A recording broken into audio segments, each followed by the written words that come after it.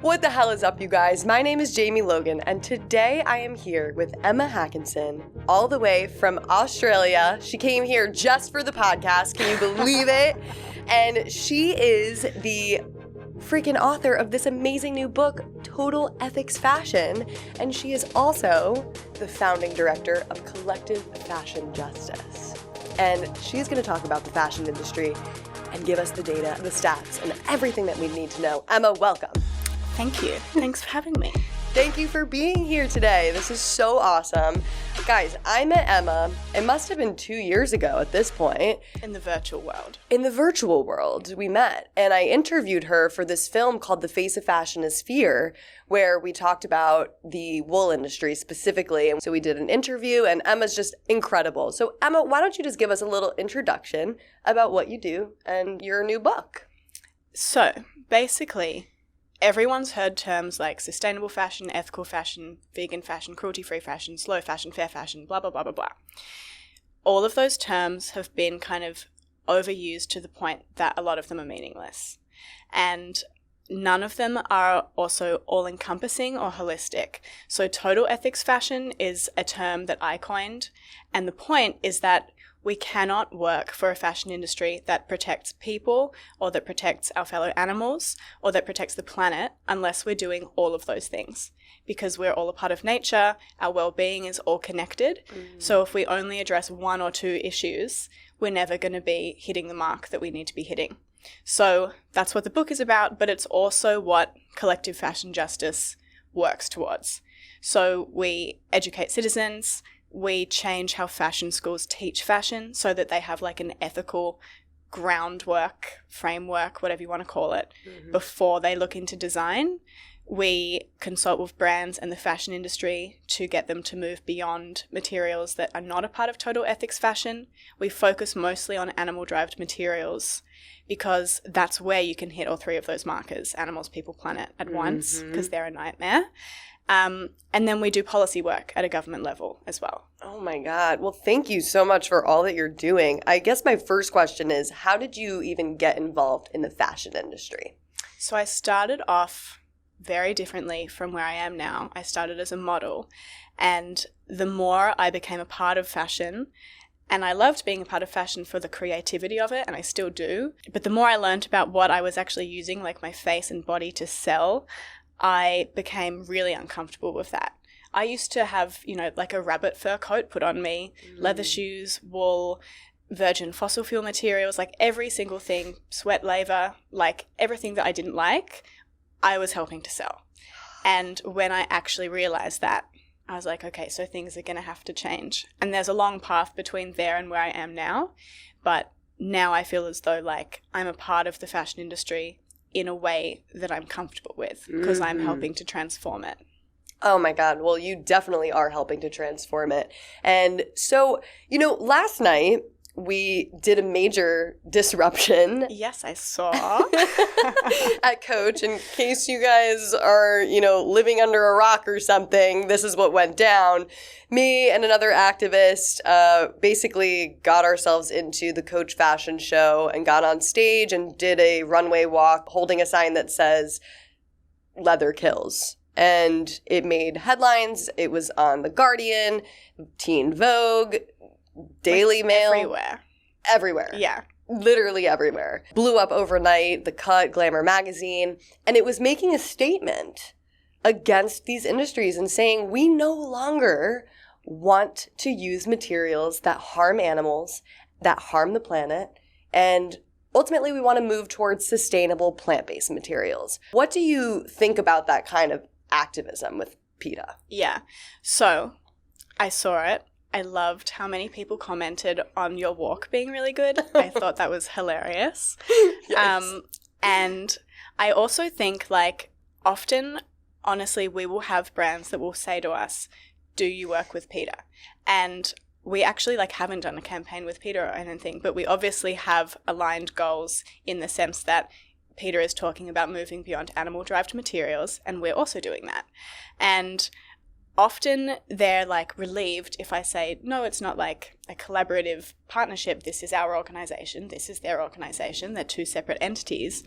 But I think a lot of them don't necessarily realize that part of why they've decided that they do want to speak to us is because the public is kind of developing outrage about the use of animal-derived materials, and a lot of that outrage has been whipped up by actions like the one that you did. Yeah. And so, you know, you can see like the moderate side or whatever, but I think those forms of activism exist within an ecosystem that kind of helps shift things.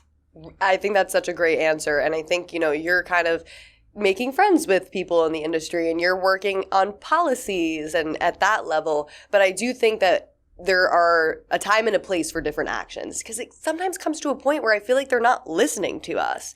Yeah. And so, you know what? We're going to make the world listen to us. And I know it's an uncomfortable truth. And I posted this last night. I said, these are things that people don't want to see. It's uncomfortable.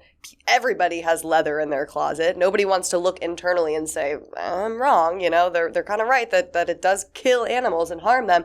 So we needed to be creative about getting this message out there and making people see it. There's also brands that, you know, they refuse to engage with organizations like ours, with consultants that are trying to help them move forward in a positive way. And those brands tend to be the ones that take the most heat. Like Fendi, Hermes, Louis Vuitton, the ones that are like still using fur in 2023. Of course, they're going to cop more heat than the brands that are, even if too slowly, making progress. Like, it gets to a certain point where either legislation is going to force you to make a move, or society and culture is going to force you to make a move. And that's kind of where we're at with a lot of these brands, I think. There's this concept of like the window of acceptability and what we think is acceptable. And if there's not people taking actions that some consider more radical, then somewhere in the middle is going to be seen as radical. Like, you need people to push so that other people can come forward. And there's also organizations on the other side of us that are pushing for like welfareist changes that I want us to go beyond.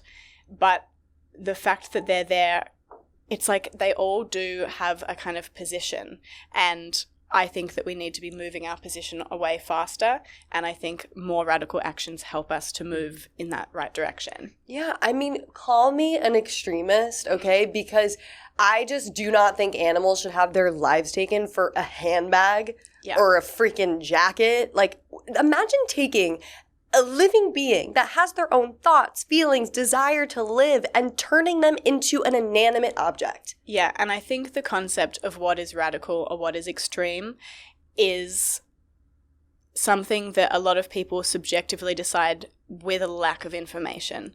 Like, it is much more extreme to needlessly slaughter animals when we do have solutions that mean we don't have to.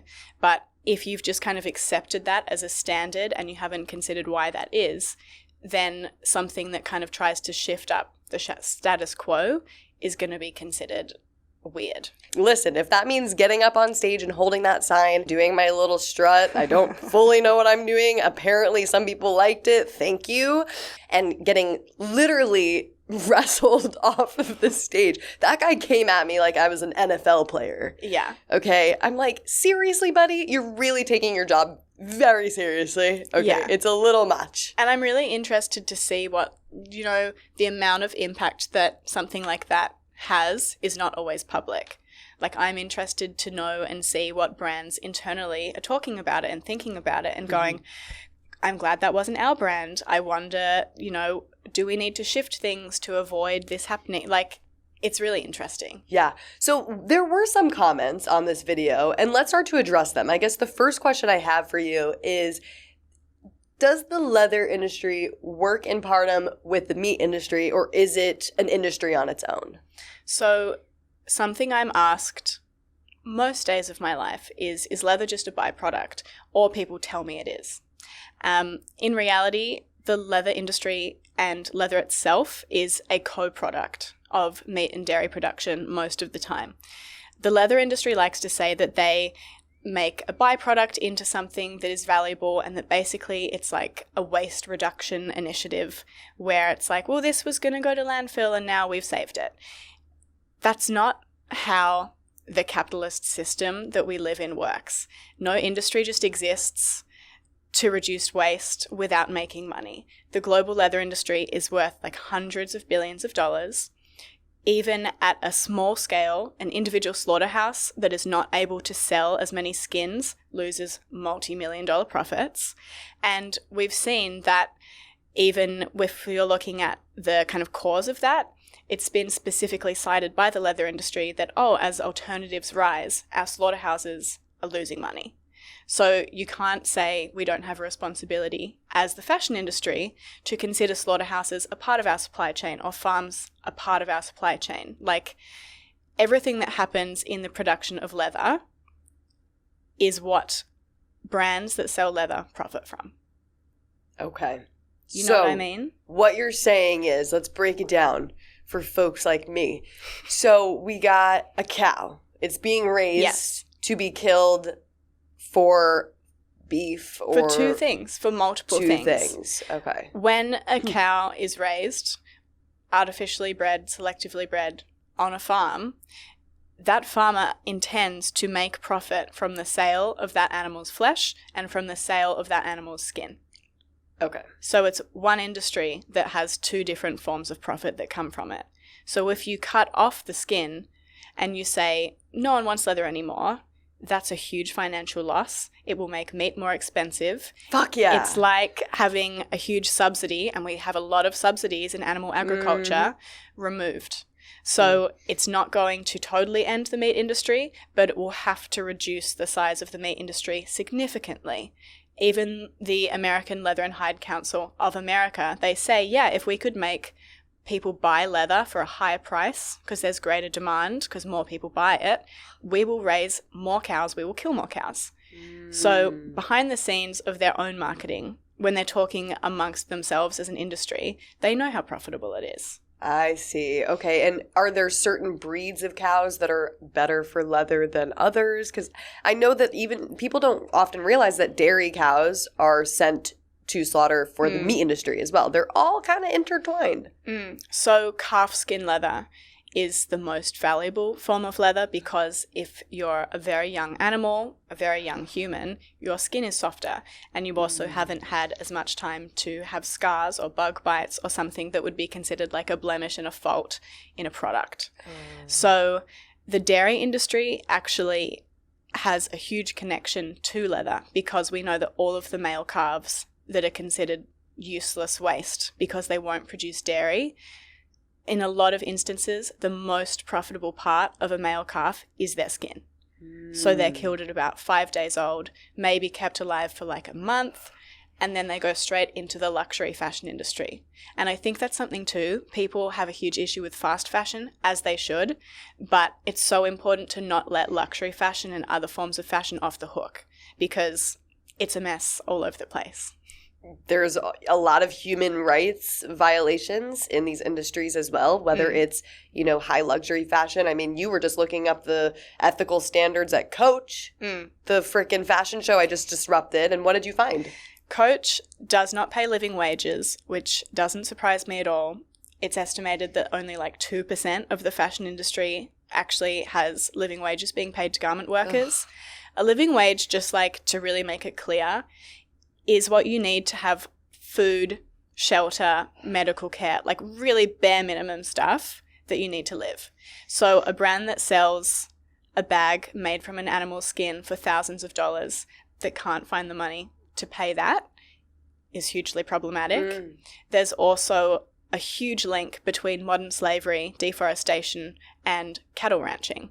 So that's another way that environment, people, and animals come together and are all exploited for leather.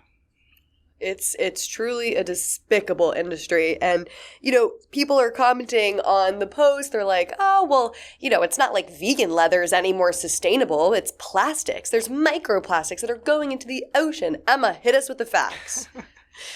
So it's true that vegan leather, the most common type, is polyurethane. It's a synthetic. It's plastic. Is not sustainable. It's not part of the future of fashion. But people have this idea that just because it's not sustainable, leather must be. In reality, we know that even the worst kind of vegan leather, because there is plastic-free, bio-based, recycled vegan leather as well, polyurethane has a climate impact that is 7.5 times smaller than cowskin leather. Oh. It also has about like 14 times less water usage. The amount of land that is required for cowskin leather and other leather to be produced is massive and has huge implications for biodiversity, species endangerment. Like, it is a lesser evil. Mm-hmm. We need to move and have progress where it's like, this is the worst thing, this is next. Ultimately, we need to phase out both. But it's not realistic and it's not helpful to critique someone that is trying to move the fashion industry beyond something that is awful, animal-derived leather.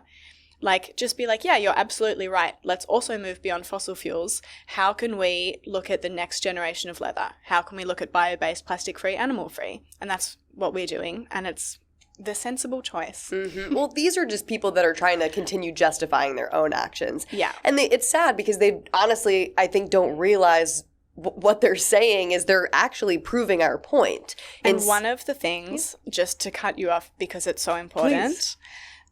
Most people don't realize, and this is like a little bit of a truth bomb that I'm going to drop on people, most animal-derived leather is literally coated in plastic as well. So it's not like a this or that thing. You legally, around the world, do not have to label leather as coated as plastic unless it hits a certain portion of plastic overall. So most leather is coated in plastic. The tanning process, even if it's not coated in plastic, renders it non-biodegradable. So it's not going to biodegrade just like a synthetic won't. Like, otherwise skin rots on your feet. It's making something organic inorganic. That's literally the whole point of it. I was just going to say that leather is skin, which when you kill someone, they decompose. They rot. And it rots and it disappears. And the leather industry, the fashion industry in general, has managed to take cow skin and make it last forever. How many goddamn chemicals do you think are on those pieces of leather? It's what do people think? It's just like because it's cow skin, it's sustainable. If they have even taken a second to look inside some of these tanneries where people are dunking cow hides into these terrible buckets of chemicals and developing cancers of their own. I mean, you could go on and on and on how this is also a human rights issue, how this is also an environmental issue. Where do you think those chemicals are going? It's going into our waterways. And it's not necessarily going into our waterways because it's a form of environmental racism in leather. We've exported most of our tanneries in Australia and in America to poor countries that are full of brown people because we're like, oh, we would rather they deal with the problem. So in India, for example, and China, the two top leather producers in terms of tanning, there are areas that are literally referred to by the government as cancer villages because of the impact of those industries. There's an area in India, Kanpur, where the life expectancy for someone working in a tanning community is about 50 years old. So there are so many layers to what is wrong with leather. We have 4 different reports: leather's impact on people, on the planet, on animals, and then a just transition beyond leather. And together they're like thousands and thousands and thousands of words because there is so much wrong with it, and we still didn't cover every single problem. Wow. And it's not just leather. It's also wool. Yeah. It's also fur. It's also silk and any other industry that exploits animals for fashion and food, you guys. So I want to actually, we only have so much time in this podcast, so let's really just hit each one. What's wrong with wool? Because it's technically just growing from the sheep, right? Yes. To start with, it's only growing from the sheep because we have selectively bred sheep for so long. The mouflon is like the original sheep, and they had a thin wool layer and a fur layer. And in summer, they just shed the fur. We were like, oh, we could make more money from this animal. We could exploit this animal if we just bred them so that the wool layer was huge. So that's where we're at now. And now there are a lot of problems, a lot of different forms of mutilation that sheep are exposed to by those industries, legally without pain relief in almost all instances, including in the responsible wool standard. You actually can cut the tail of a lamb off without any form of pain relief if you just say pain relief isn't available in the part of the world that I am. So it's really weak and not good enough. And when sheep are no longer profitable alive because they're viewed as a commodity, they're just slaughtered. That's sometimes when they're a young lamb still because they want the profit from meat and from wool, or sometimes they keep them alive and they shear them regularly for about 5 years, which is often just halfway into their lifespan, and then they're done, and often they go to live export. There's, again, layers and layers of cruelty, but the wool industry has very successfully, as with the leather industry, gone, but we're an alternative to plastic. But it's not sustainable either. Huge methane emissions, huge land footprint, and we have solutions to both plastic and animal-derived materials. I mean, think about it, people. There are so many resources that need to go into raising an animal, feeding them, watering them, giving them shelter. And then the gas that they let out, I mean, it's completely unsustainable. And I love how you before had made the comparison and you said, while, you know, there's certain vegan plastics that may not be great for the environment, the leather industry is still way worse. You sometimes see this with the dairy industry. So people will say, oh, but almond milk. Almond milk. Freaking almond milk Yeah. is so bad for the environment. So Okay. have you seen dairy's water intake? Exactly. It may not be the best plant milk option in terms of water, I but need to show you something show me. in this. But it's still better than the dairy industry water intake. Totally. So I'm about to show a comparison of land use between wool from Australia, we're the largest producer, cotton from Australia, we're also a big producer, and tencel lyocell, so another fibre that is biodegradable. Okay. Each square on this is a square metre for the same amount of fibre. So I just need you to show What? that to people because Wait. This is all wool and then this is cotton? yeah. Okay, you guys, this is literally, for those listening that can't see, we are looking at a whole entire page and a half worth of The numbers are land. wool is over 1,350 square metres of land, whereas cotton is like 7 to 12 and tencel is like 1.25 square metres of land, all for the same amount of fibre. Okay, you can't. It's incomparable. Yeah, Is so that a word? biodiversity Holy shit! in Australia, like species extinction, we are a leading contributor to mammal extinction around the world. Koalas are implicated by this. Everyone loves them here. Every species of like native bird that lives in these areas is implicated by this. It's something in fashion that we don't talk about enough, and it is so hugely problematic. So I need people to care about the wool industry in terms of like animals are exploited directly, the sheep, but so many native animals are as well. In Australia too, native dingoes, we shoot them because we don't want them to damage the profit of the wool industry. So it's just mess after mess. Wow. So what do sanctuaries usually do with sheep, with the wool that they have? Because you have to shear them because we've bred them that way. So. Yeah. So I know sanctuaries where they'll leave some of it out for birds to make nests with. Okay. They will fill pillows to make bedding for the young animals that they have come in. It's problematic because there is literally just so much wool. So different sanctuaries make different decisions and it's an imperfect world. But at least they're viewed as individuals, not as objects to, extract profit from. Absolutely. And also one of the other issues with the industry is a lot of the workers are paid by weight and not Or per sheep. per sheep. So their incentive is to just shear as many sheep as possible as quickly as they can because they get paid by how much wool they're collecting. So there's no care or regard for the sheep whatsoever. And if you look at some of PETA's undercover investigation footage, And they've done like 130 or something. And it's like the same thing every single time. and they get cut up and stitched up, and it's really awful to see. So I did want to ask you, as we describe each industry, what are alternatives to leather that you would recommend, and then what are alternatives to wool that people can buy? So I think first, like I said, it's like you do the best you can. If you can't find the most sustainable alternative, you still find something that is more sustainable than cowskin leather.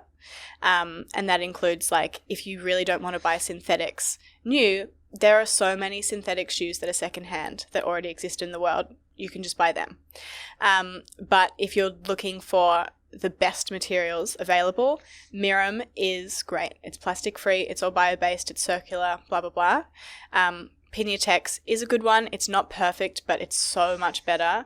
Same with something like Ojo skin, same with something like Deserto, same with apple skin. Like, really, the list is endless. Super cool. Apple skin, mushroom leather, pineapple leather, Yeah. cactus leather is a new thing. Yeah, and we have like a whole material guide on our website. And I think often I see fashion journalists be like, oh, Piñatex, as an example, the pineapple one. They'll be like, it has 5% a synthetic coating on top. It's like, well, leather probably does too. And 5% compared to fully synthetic or compared to animal slaughter and all of the emissions and cruelty associated with that, like, we're winning. It's progress. Yeah. It's not going to happen overnight. Right. So I will take the win. Yes. It's great. Absolutely. And you guys, just to tell you the website, because we didn't say it before, it's www.collectivefashionjustice.org. Yes. So that's where you can check out some of these studies and alternatives. And then what were the alternatives to wool? So cotton, ideally, that's rain-fed or recycled, fair trade. Like, there's lots of ways to source it sustainably. Tencel is really good. It has similar thermoregulating properties, which is why people like wool. Hemp is a good one. And there's lots of recycled materials that you can use as well. And also, like, you can just swap it for like a down-free coat or something. It doesn't have to be a direct comparison. You just want to stay warm, then there's lots of options. So what is your take on secondhand leather or secondhand fur? So I don't wear either of them. When I first was aware of all of these issues, I was worried about waste, and so I was like, I'll keep wearing what I have. But then I was patting this cow, Elira, who I had helped rescue, and I was feeding her a little treat, and the little treat dropped on my foot. And so she licked my shoe to get the treat. Oh. And I just had this awful sinking feeling in me where I was like, you just licked skin of the same species that you are. Could have been your cousin. You just licked like skin. And that was just, I couldn't have a closer connection between like, there is this animal in front of me. I love her. I like worked very hard to protect her. And I have skin from an animal just like her on my body. I don't want that. Mm-hmm. So that was my moment where I was like, I understand my whole previous argument of waste reduction, but I don't want personally to perpetuate this notion that a skin is a material. Right. Because it's not, it's someone's skin. Well, when you wear it, you promote it. And so let's say you look good. I mean, you're a model, like people are looking at you. They're like, ooh, I like what she's wearing. I'm going to go buy that. Yeah. And I like being able to say like, I have this shoe on. This is what it's made from. Every panel, everything that I'm on, people ask me that as like a gotcha moment. I'm like, well, let me tell you about it. It's this wonderful bio-based material. It's free from animals. Like, yeah, it's a no from me. I love that answer. So now we're going to get into fur, because fur is something that's been under pressure for a long time now. And I feel like out of all the industries, most of the public is in agreement that fur is unnecessary and that it's extremely cruel because of the practices that they do to the animals. They confine them, they electrocute them, they oftentimes skin them alive, and it's just really gross just looking at it. It's like an animal's fur, and anybody that has a dog or a cat, you could really connect to that this was once an animal. Yeah. So what's your take on fur, and why is it maybe unsustainable? Maybe talk a little bit about the connection with COVID and the minks and... So there's a lot of things wrong. It's unjust in that animals are killed specifically for fashion. About 95% of them are confined to really small cages.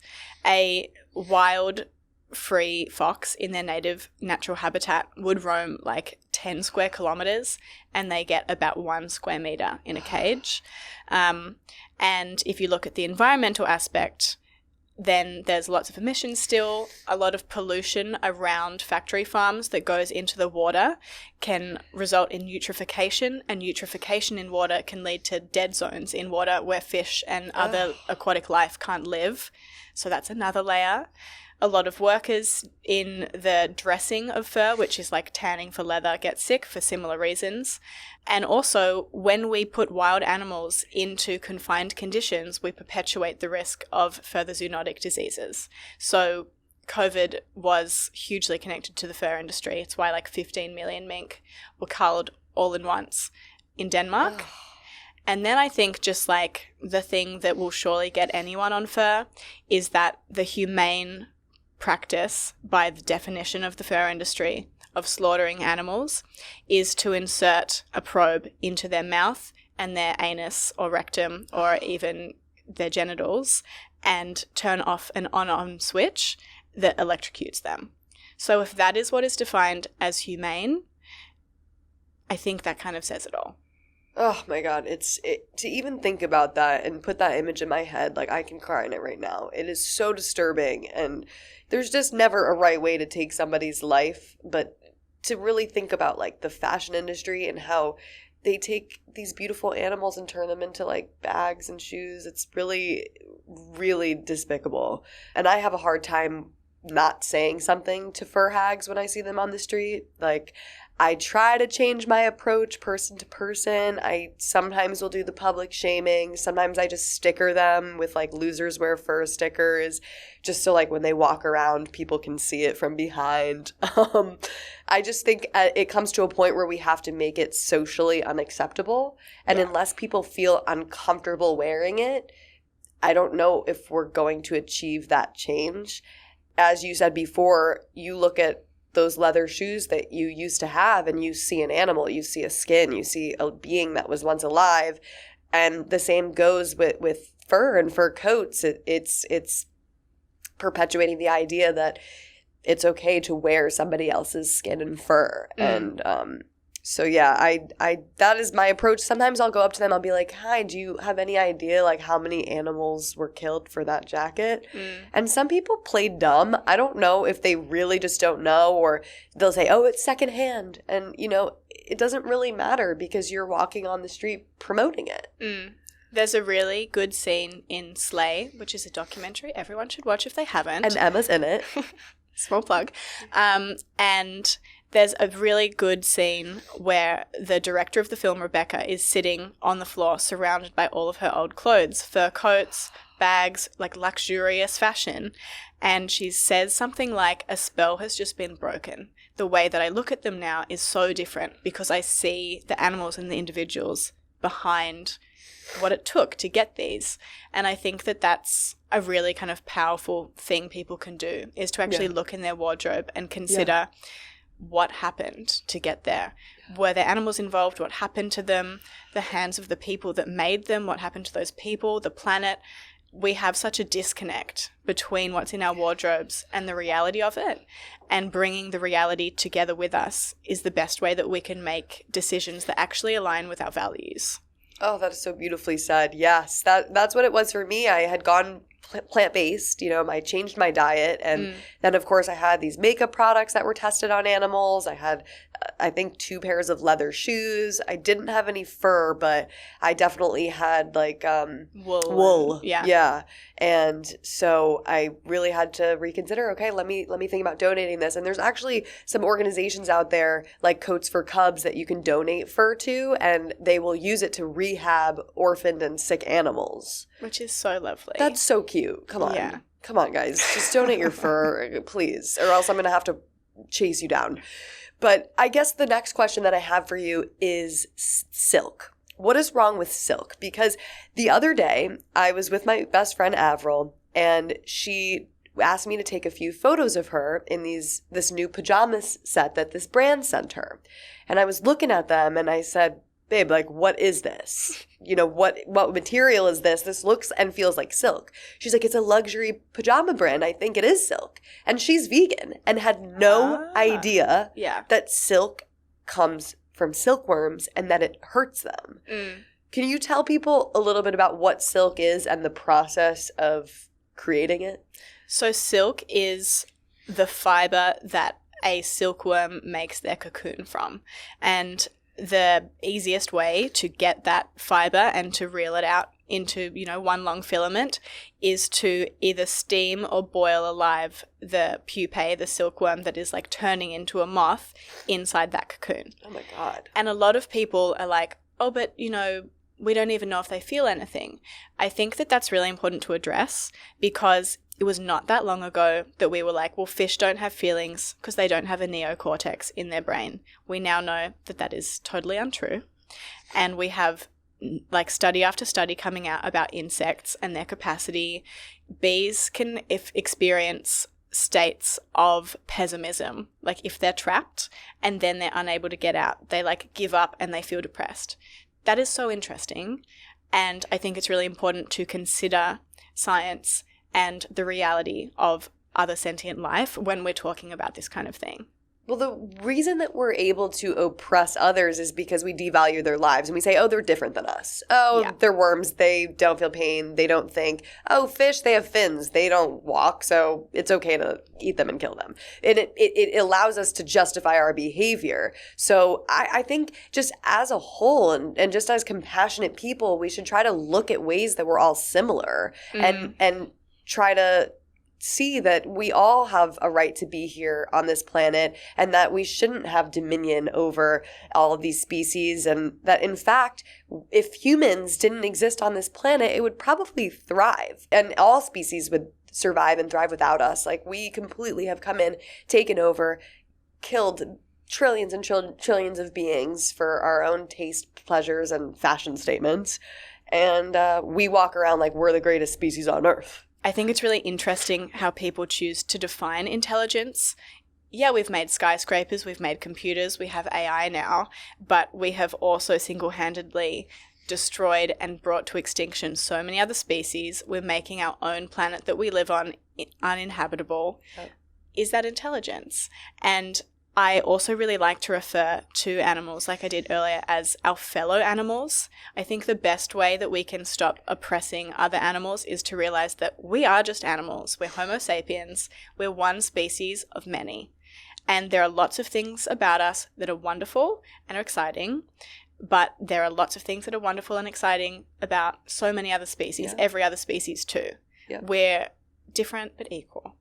So well said. I completely agree with you. And, as we begin to wrap things up, I do want you just to talk a little bit about collective fashion justice and what studies you guys are finding, what's next for you, and how people can help and support you. The best way people can support us is to inform themselves. Like, you can't take action unless you understand what's going on. We have so much data and reporting and information so that you can do that. We also just launched in the book at the end and on our website, there's a manifesto that people can sign, and it basically says that they agree that they want the fashion industry to move beyond animal-derived, fossil fuel and deforestation-driven materials, to pay living wages, and to exist within planetary boundaries.